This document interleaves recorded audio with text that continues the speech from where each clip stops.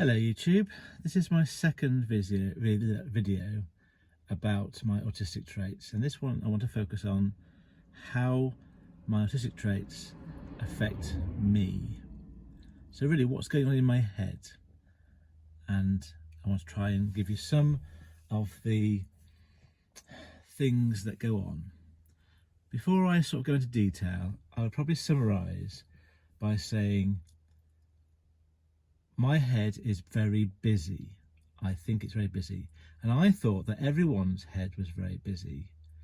And I used to think I was a very thoughtful person, as in I had a lot of thoughts. I don't mean about thoughtful in the other way, in the other terms. And I just thought, oh, everyone's like that. But actually, I'm not sure everyone is the same.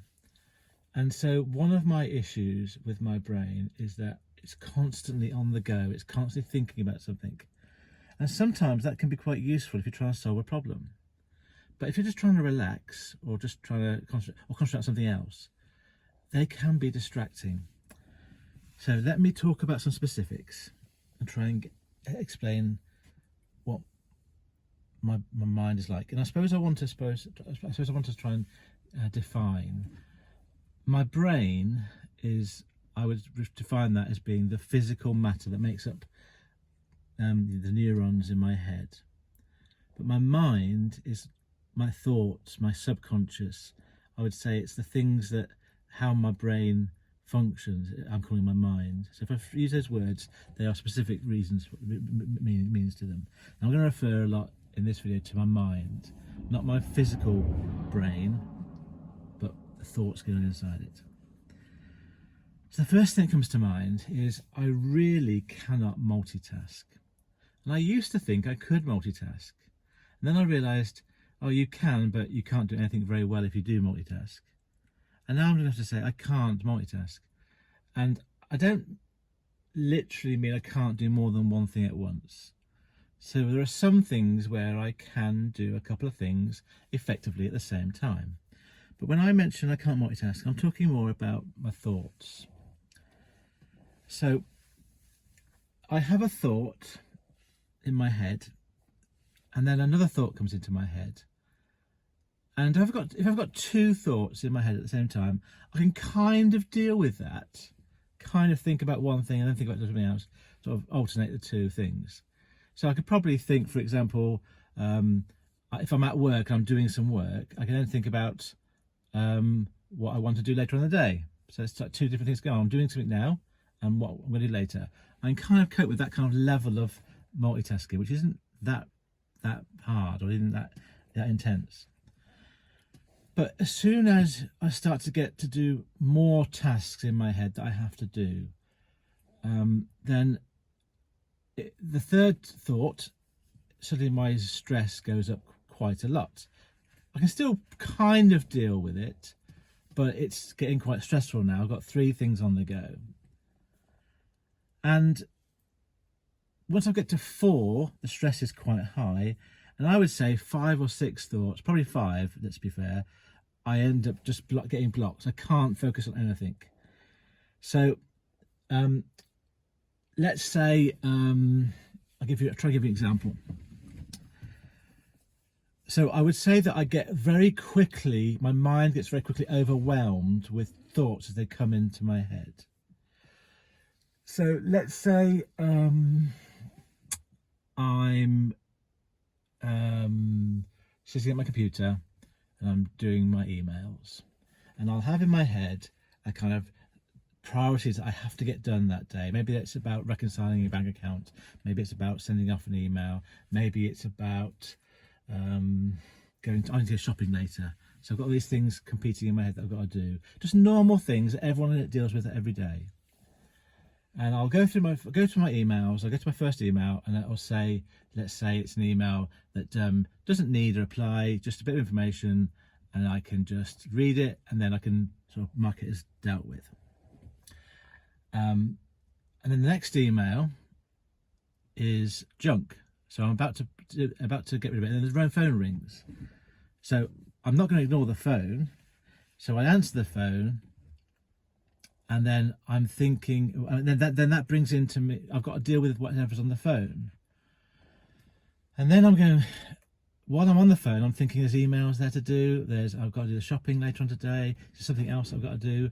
If it's a short conversation, then I can deal with that. It's off and over with. But it's interrupted my flow. And now I've got to go back to emails. And that conversation might be someone saying, can you post this item to me, let's say. So now I'm thinking, right, post that item to that person. Right, that's now my predominant thought. Now I'm in front of my computer doing emails, and what to do? Do I now leave the computer, do the postal thing? Do I go shopping now? It's still in the back of my mind. Actually, that's washing up's over there needs to be done. I've got to do the washing up as well, haven't I? Oh, don't forget to put the washing in the washing machine. I'm saying things here, just take you out for the moment again, because I'm imagining being at home, and when I'm at home, I'm imagining doing the housework. But this could be in any context, it could be anywhere, and these distractions happen. So I'll go back to the computer. I'll have this thing. I've got to do a letter now. I've got to do a letter. I've got to do my washing up. I've got to do this. Now, there's 3 or 4 things going in my head there, and I've got to still do this. Get rid of these emails, and so I end up flitting from one thing to another thing. Suddenly, there's an email that has a bank statement. So I start to reconcile that bank statement, and then I'm into bank statement reconciliations. So I go off, create everything else, and do my bank account reconciliations. I've got a few bank accounts for various reasons. So I'm not doing the emails, I'm not doing the letter, I'm not doing the housework. I hope it gives you some idea as to what my mind does when I'm trying to do stuff. So take that concept and just put it anywhere, everywhere, and anytime, everywhere. So I know. Let's think about today, for example. I'll give you an example for today. So I know, actually, before I left the house, I did the washing up. So that's now ticked and off my list. I didn't put the washing in, and I did do the shopping yesterday. So those are all ticked off, but there's still washing to be done, which I'm going to have to leave. I've got to do a video about my weigh-in day, which I know I've got to do. I've got to do my accounts when I get back home. I've got to send an email to somebody. I've got to check my various accounts that they're not going to go overdrawn. And I've already got sort of 4 or 5 things that this weekend needs to happen. Then I've got and then then I'm thinking about tomorrow. What I'm doing tomorrow? Well, tomorrow I'm not working because I've got I'm meeting someone. I'm going to be get my van cleaned. I'll make sure I go across to meet another person at a certain time. Now I can kind of let those things go because they're tomorrow. But let's say something really important tomorrow that I have to prepare for tomorrow. I'll be thinking, right, I must get that. So I've got to get some keys for tomorrow. I must have them with me tomorrow, so I know where they are. They're on my desk at the moment, but if they're in my pocket, I would then could just forget about them.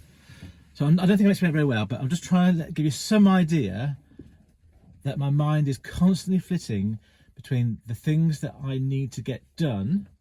They're all things I have to get done. And then if you start to bring in existential questions like, am I happy? Is my partner happy? Is my family happy? Am I a good dad? You know, am I a good son? That's a whole other kettle of fish. You know, why can't I lose weight? Am I going to earn enough money this month? You know, what's going to happen in January when the work dries up a bit? Do I need to start marketing? How am I going to do marketing? I don't like marketing. Think about all those thoughts just coming in and out of my head all the time. Now, it's not quite as bad as all those thoughts all the time. I'm not saying that's literally what happens, but I'm trying to give you some idea as to the sorts of things get in and out of my head. And I have to find a way to prioritize what's important and what can be left, and what's dealt with and what's not dealt with. What can I give to someone else to do? What can I how can I deal with these things? So a point there is my mind is always on the go, and I'm used to that, but sometimes it gets overwhelming. Part of the anxiety that I have about that is not necessarily dealing with the thoughts. It's something else about my character that I've noticed, which I don't like. And it's that I do forget things. I do forget factual things. So I will think of, let's say, write this email, put those keys in my pocket, and buy that loaf of bread. And then I'll start to do, right, okay, I'm going to write the email. And then I've forgotten, what was that third one? I can't remember what the third one was. And then suddenly I'm thinking, I can't remember what the third one. I knew those three things, but what was the third one? So now I'm distracted from doing the first thing because I'm thinking, what's the third thing? I can't remember what it was. So because I have a tendency to forget things, that forgetting in itself causes me anxiety because I know there's something that I've got to do, but I can't remember what it is. And that's, I think, the straw that breaks the camel's back with me. I think if I didn't forget stuff, I could probably cope with this really a lot easier. So I wanted to give you some idea as to how I begin to cope with that. So the first way that before that, the way that I think about things, I'm very, in my head, I'm very list orientated. So I like to kind of think there's 5 things to do. Okay, and then I've done the email. That's 4 things to do. I've done put the keys in my pocket. That's 3 things to do. I've bought the bread. That's 2 things to do. And if I think about things in like sort of lists, I can almost like tick them off in my head. Done, done, done, done, done. And that ticking off, that's really helps me kind of get rid of that thought. I need to find ways in which I deal with the thoughts. That's the key thing that I've worked out. And one way of dealing with a thought is you forget it, which doesn't help me because I know there's a thought. I know there's something I've forgotten. I'm trying to find what it is. So forgetting it isn't going to help me. But dealing with it can be as simple as saying it out loud, writing it down, doing the thing. Now I'm sort of saying a lot of this through the metaphor of a to-do list. Like I've got to do various things, but sometimes it's about things that I've got to resolve in my head that aren't a to-do list. But it's a bit harder to say what they would be. Just trying to think of something. So let's say. I know that if you watch my other videos, you know that I want to lose weight. So I might have come up with, well, why am I not losing weight? What can I do differently to try and lose weight and eat healthier or do exercise? And I might be thinking, well, actually, I'll tell you what, I'll go to bed a bit earlier. I'll read a book at night, and then I'll wake up earlier and do an hour's exercise. So I've dealt with that thought now. I've got an answer. I don't have to write it down. It's not a thing to do necessarily, but I've resolved a problem in my head. And it's like the problem is the thing that is the thought that I've got to sort out. And once I come up with a solution, I've dealt with that thought, that problem. Okay, so I suppose I would just want to summarise that bit by saying, if I don't deal with the thoughts quickly enough, too many thoughts come into my head, I get overwhelmed and it causes anxiety, and the more I get anxious, the less I can deal with the thoughts, the more they build up. It becomes a bit of a negative spiral.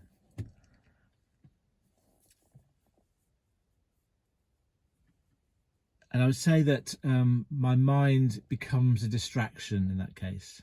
So that comes back to what I'm saying about it being I can't multitask. If I don't deal with my thoughts, that means I can't do anything effectively in the moment, which means I can't do even one task effectively. So I have to keep a neat mental landscape, I suppose. So I don't if I have too many thoughts, it's too overwhelming. So I need to kind of deal with the thoughts to keep them low, so I can get on with my life. And the way I deal with the thoughts is resolving a problem in my head, or writing them down, or saying them out loud, or doing the thing that needs doing. One of the things that I've noticed that does help me is saying something out loud. So I can think about a problem and I kind of get an answer, but if I start talking through a solution, I find that hearing the words out loud helps. I don't know why that is, and I've worked out that if I just talk out loud, if I keep talking, what happens is my mind kind of goes on a bit of a journey where I'm talking, I'm explaining something, and then that reminds me about, oh, that's why that happens, and then that's the solution to that, and then this happens. And I then lead myself through the solution or through the understanding of myself or the situation. And I think saying it out loud is really helpful, which is why I've ended up, I would say, doing the kind of style of YouTube videos that I do. I never thought that I would sort of sit there and just talk about my day. I thought I'd be quite more precise about the stats and things, and just be quite keep everything quite specific and discreet. But I actually find that by just talking through my day, the things come to my mind that are important, and therefore I say them out loud. And I think that's what I do. That's what I think works well. As I'm talking, my mind naturally brings to the fore the things that I want to think about or want to say. And they're not things that I necessarily want people to know about. That's the problem. My mind isn't something I can control very well.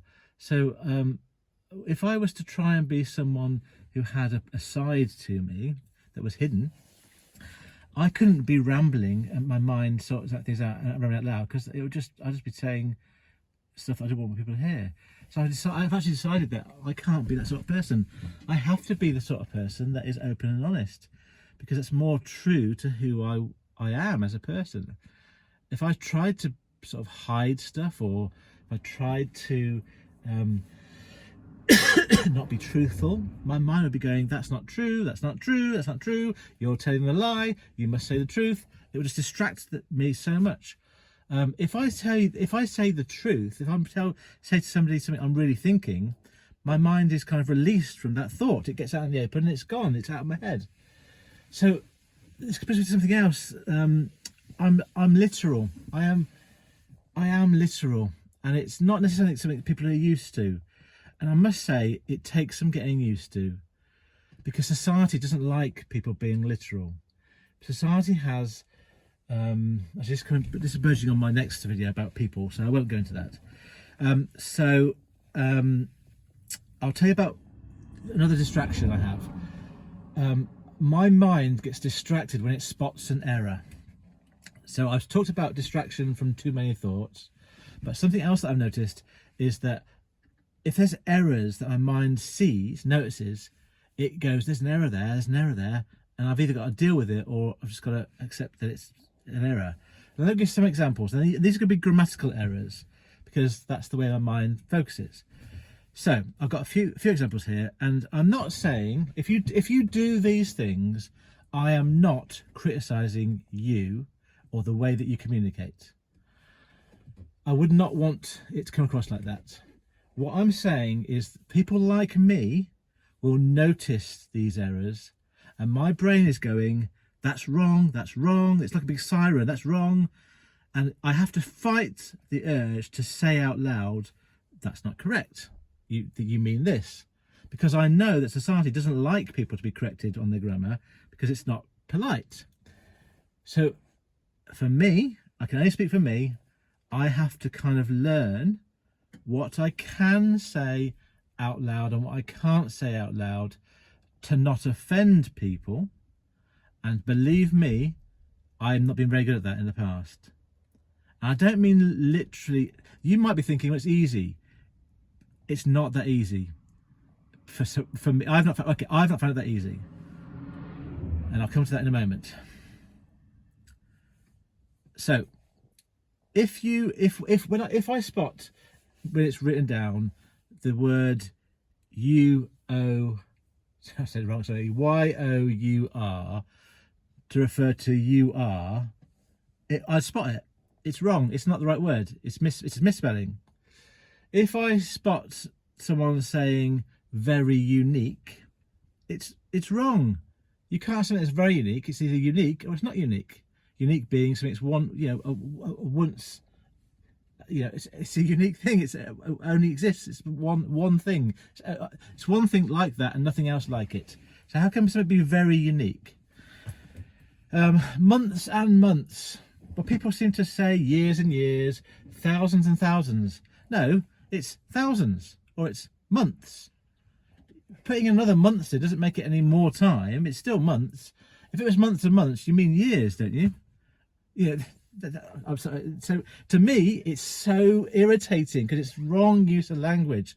But I know it's such a small thing for most people. But in my head, siren's going off, and I've got to say, don't say anything. Don't say anything. It's not that important. And one of the big ones, and I say this more and more often, and I try and make sure I say it correctly. If I don't, I correct myself. It's the word literally. Literally means something. It doesn't mean metaphorically. It means something actually has happened or is happening. It's not literally raining cats and dogs. That's a metaphor. You don't need to put the word literally in front of it. It doesn't mean anything. So that's 4 examples of grammatical things that happen where my brain goes like a big siren when I see it. That's wrong.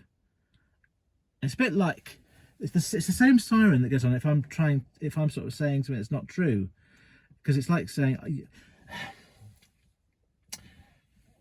anyway, it's like a siren, and I have to find ways in which I deal with that metaphorical siren. And ignoring it isn't necessarily, for someone like me, very helpful. Now, I have a partner, and I'm able to tell her what I'm thinking the moment I'm thinking it. And she understands that helps me to get these thoughts out of my head. And that is so helpful for me. But not everyone would understand that, and I wouldn't expect them to understand that, or even I wouldn't expect people to have to accommodate that sort of thing. One has to learn to fit in with society. So again, I'll sort of come to my next video for that. Right. Next thing, a few of the last things about my head then, which I've noticed. Because of the way my mind works, I will automatically go into problem-solving mentality, problem-solving kind of thoughts. So everything in my head is a problem to be solved. But sometimes that doesn't help anyone. I'll give you an example. Let's say somebody talks to me about a problem they've got. Now, my head is going, right, you want to be helpful, help them, give them a solution to their problem. And so my mind will immediately go into problem solving mode. What, have you thought about doing this? Could you try doing this? What about that? And I now know how flipping annoying that is. Giving someone advice when they haven't asked for it, they will have thought about all the things I've just thought about way before I came up with them. So in this scenario, all they want to do is share with me their problem. And they don't need me to solve it for them, just listen. And in the past, it's taken me years to realise that I should just be listening to people and not problem solving. The other thing happens is in my own life. So if something happens, I will immediately start thinking about it as a problem to solve. But sometimes some thoughts aren't problems to be solved. They are an indication of a problem in themselves. And so this is where I've learned that talking therapies can be really helpful. Getting someone to question me about my thoughts and explain them is kind of a blunt way of putting it. It's not the whole thing, but I would try and solve my own problems usually, just think about them. But if the problems are in my head and they are part of my head, I can't problem solve that. It's not possible. Or at least I can't do it effectively anyway. So I think that when I eventually, after many years of procrastinating, did go to talking therapies, that is one of the answers that helped me. And I need to do more of that in the future. And the last couple of things I would say that I would summarise about my head. I don't feel I'm a creative person. I don't think that's my skill set. I think being creative is a really good skill to have, and I like people that are creative. I suppose in my field, I like stand-up comedy. So that's the creativity that I can understand. I can kind of understand the process. I understand the dynamics of comedy as a performance and an art form. I can't do it myself, but I like people who can and make a living out of it, because it's a really interesting and entertaining and clever thing to be able to do. And then finally, I would say is I'm not good with the emotional side of life. And I have recognised I'm very poor at emotions. Let me try and give some flesh to that. I would say that my approach to crying, for example, is very traditional. Or it was very, very traditional. It's like boys don't cry, men don't cry. And I would try to not cry, try to keep it in, try to definitely hide it from anyone. I wasn't very successful at various points in my life. I have cried in public at times, and it's been cringeworthy to sort of do that. As I've got a bit older, I'm kind of embracing it a bit more now, and I'm kind of just starting to tell my partner, my current partner, about what makes me cry. And it's a way of me trying to share that part of me. And I kind of know what makes me cry, and I'm not sure I'll go into it in this video because it's not really relevant to my autistic traits. It's more relevant to me as a person, I think. But that's probably something I'll do in another video. But other emotions. So I find the whole concept of emotions hard to get my head around, and I've had to make myself make it into a process. And the process I made myself try and do is, first of all, try to recognise when I'm having an emotion, because sometimes I don't realise it until I really kind of focus on it. B, once I've recognised I'm having an emotion, try and work out what triggered that emotion. C, live it, deal with it, embrace it, let the emotion play out, don't try and suppress it. And then 4, after the emotion has happened, try to work out some understanding about it. Why did that happen?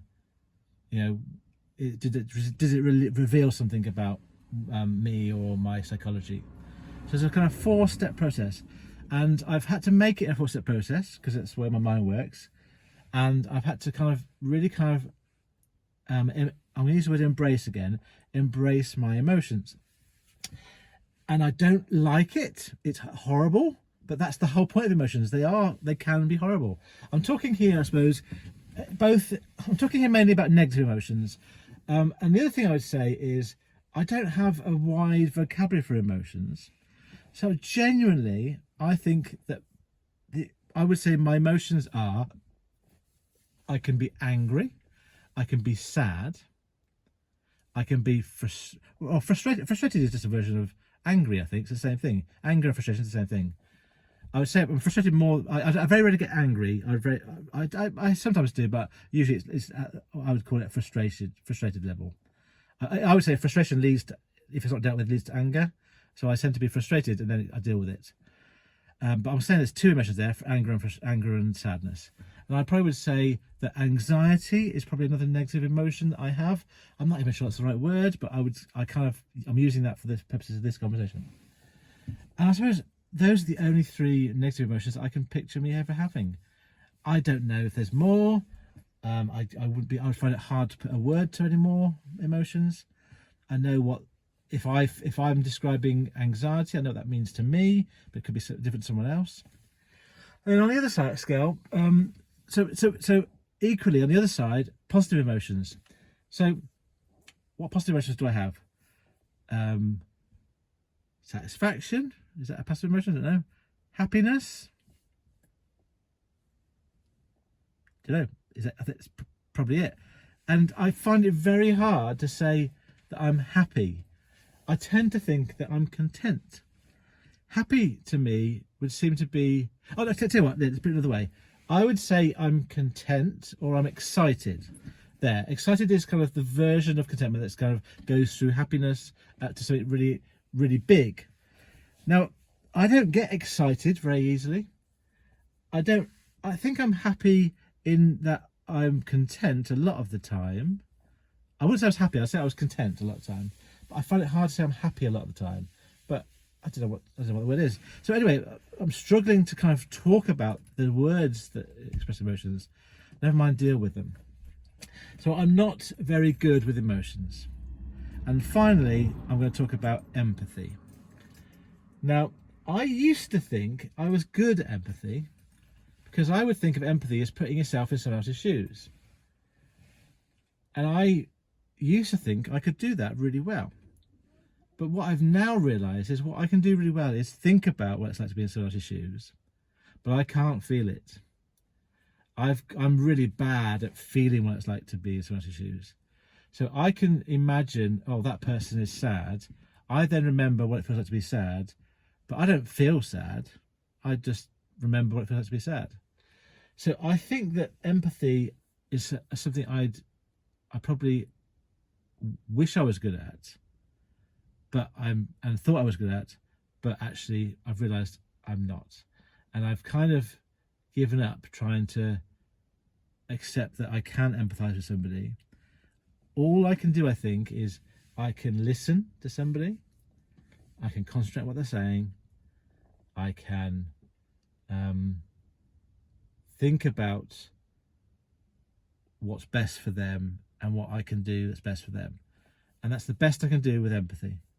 I don't think there's anything else that's in my skill set when it comes to showing or displaying empathy. Yeah, so I think I'm going to leave that video there. It's been half an hour. I feel okay about that video. I think I've covered most of the things that are going on in my head.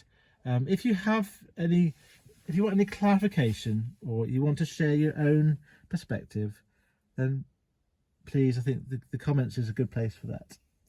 Let's see if we can get some sort of discussion going about these sorts of things. You're going to have maybe a version of that. Maybe it's different in various ways. Maybe it's similar in various ways. But what I'm hoping is that if you've never thought about your brain in these terms before, then maybe, and it is a problem for you, maybe this is something that might be a bit helpful. Okay, thank you for listening. I'll see you in a bit.